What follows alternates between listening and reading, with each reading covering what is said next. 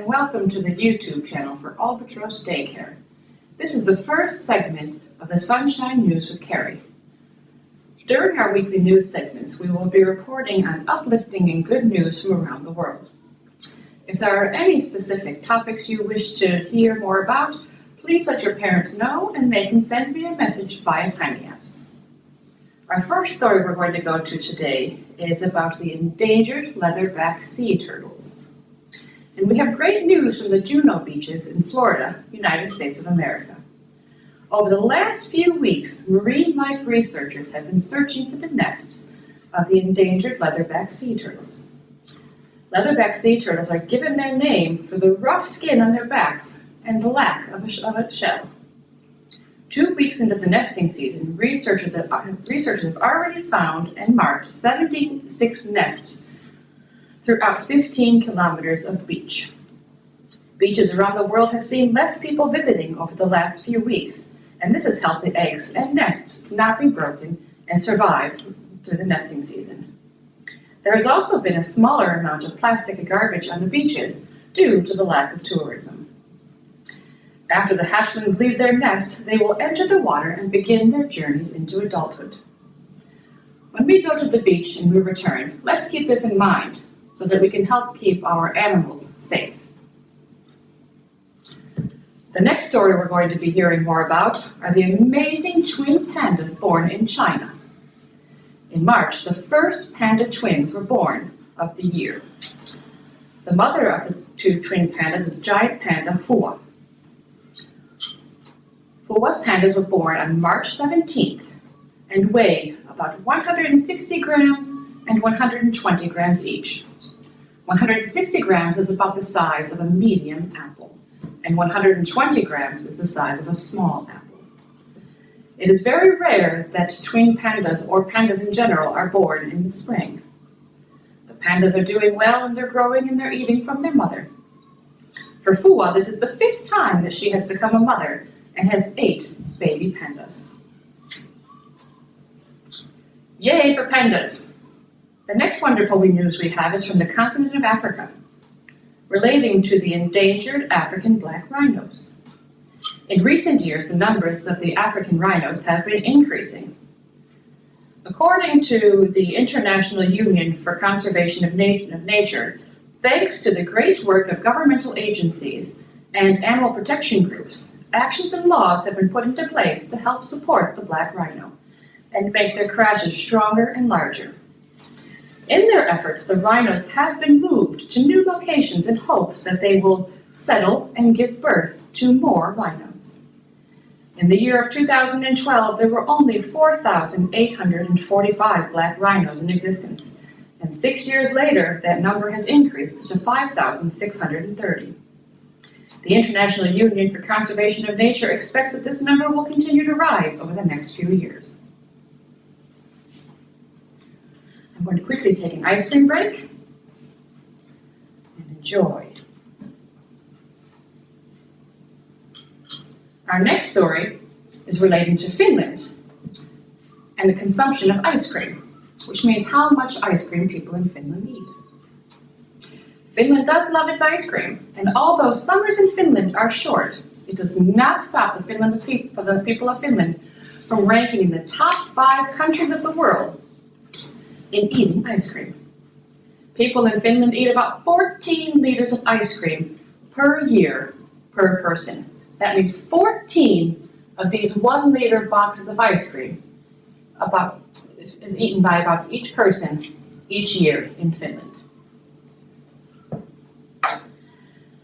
Finland, although it does not consume the most ice cream in the world, it is the number 1 spot in Europe.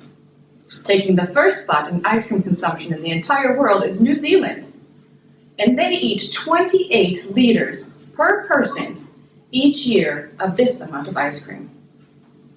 Second place is the United States of America, and they eat 21 liters of ice cream. And in the 3rd spot is Australia with 18 liters. Our neighbor Sweden comes 5th, just after Finland, eating 12 liters of ice cream per person each year. Can you guess what the favorite ice cream flavor is internationally? If you guessed vanilla, you're right. Second place is taken by chocolate ice cream. What is your favorite ice cream? Mine is chocolate. Before we move to the weather, I would like to take some time to say a special happy birthday to the children who have had birthdays, are having birthdays this week here at Albatross Daycare. Mai will have turned 3 on the weekend, and Clara will be turning 7. Happy birthday, everybody! Now we are going to turn to the weather. In these segments, we will do a 5-day weather forecast, Monday through Friday. We will discuss what type of weather we have as well as the temperature. On Monday, we will have a partly cloudy day with a high of 8 degrees, getting warmer. On Tuesday, we will also have another partly cloudy day with a high of 6 degrees. On Wednesday, we will also have a partly cloudy day, again with a high of 6 degrees. On Thursday, it may get a little bit wet. We will have a partly cloudy day with a chance of precipitation and a high of 7 degrees. And finally for this week, on Friday, Vappu, the 1st of May, May Day, we will celebrate the holiday with sunny day with light cloud coverage and a high of 8 degrees. Now, of course, we're in Finland, so the weather can change, and it very well may be, but at this point in time, this is what the weather is being forecasted as. Before we end our news segment, I would like to take a moment to review this week's YouTube schedule and distance learning schedule for Albatross Daycare. Today is Monday, and on this day we have our news segment. We'll be releasing 2 audiobooks, and in the afternoon we will have a great art and craft project with Griselda, and we'll be making some fireworks. Tuesday, again, we will be releasing 2 audiobooks. We will have a session with Giedre for those who participate in the music lesson. We will be getting creative with Danny and making a harmonica, as well as an urban gardening game with Kanchan.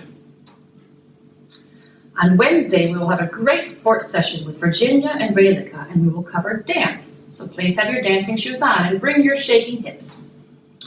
In the afternoon, Prajakta will join us for making a paper boat in the Origami Club. Thursday, Maya will be back with her baking kitchen and making a surprise herb bread. And in the afternoon, we will have STEM with Idira, and we'll be making a kite. Very exciting times. Also, we will be releasing 2 audiobooks on that day as well.